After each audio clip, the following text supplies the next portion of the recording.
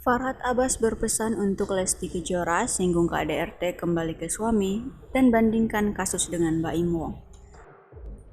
Pengacara Farhad Abbas berpesan untuk Lesti Kejora singgung kasus KDRT dibandingkan dengan kasus konten prank Baim Wong. Kasus KDRT Lesti Kejora dan Rizky Bilar tak luput mendapat perhatian dari berbagai pihak tanpa terkecuali datang dari Farhad Abbas.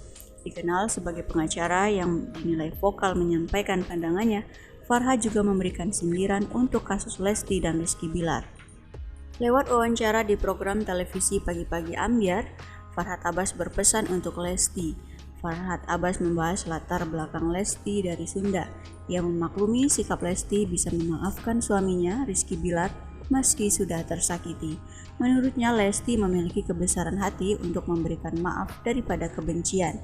Oleh karena itu, ketika Lesti mencabut laporannya, Farhad Abbas menilai wajar saja dia dipukul dan dia memaafkan, karena memang budaya Sunda pemaaf dan pengampun, ujar Farhad Abbas dikutip Trans TV Official, Rabu 26 Oktober 2022. Lebih lanjut, Farhad Abbas menitip salam untuk Lesti. Ia berpesan agar Lesti berpikir jernih ke depannya. Farhad juga menyinggung keputusan Lesti mencabut laporan karena alasan anak. Kalau Lesti, menurut saya tolong berpikir jernih lagi. Kalau masalah anak itu, ada anak cacat dia ditinggal ibu bapak pun dia bisa sukses, bukan hanya karena ayah yang pemarah atau pemukul, ujarnya.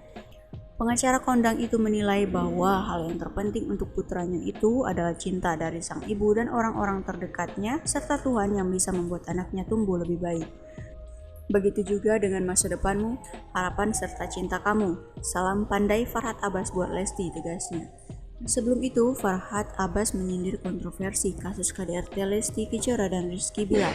Ia membandingkan kasus KDRT Lesti Kejora lebih parah daripada kasus konten prank KDRT Baim Wong. Menurutnya, kasus KDRT Lesti lebih membuat masyarakat marah, sedih hingga kecewa. Ia juga menyinggung keputusan Lesti mencabut laporan terhadap Rizky Bilar. Ia menilai dari kasus KDRT tersebut, baik Lesti dan Rizky Bilar terlibat dalam kejahatan dalam rumah tangga. Bahkan, Farhad Abbas mewanti-wanti bahwa tidak menutup kemungkinan kasus KDRT Rizky Bilar bisa dilanjutkan. Menurutnya, kasus KDRT bisa dilanjutkan ketika ada pihak penggugat di pra-peradilan. Nantinya bisa saja pihak lembaga masyarakat itu menganggap kasus tersebut tak boleh dihentikan. Artinya, biarkan ini menjadi proses pembelajaran walaupun tidak ditahan, kemudian biarkan hakim yang menjelaskan. Ini menyangkut kejahatan dalam rumah tangga, ujarnya.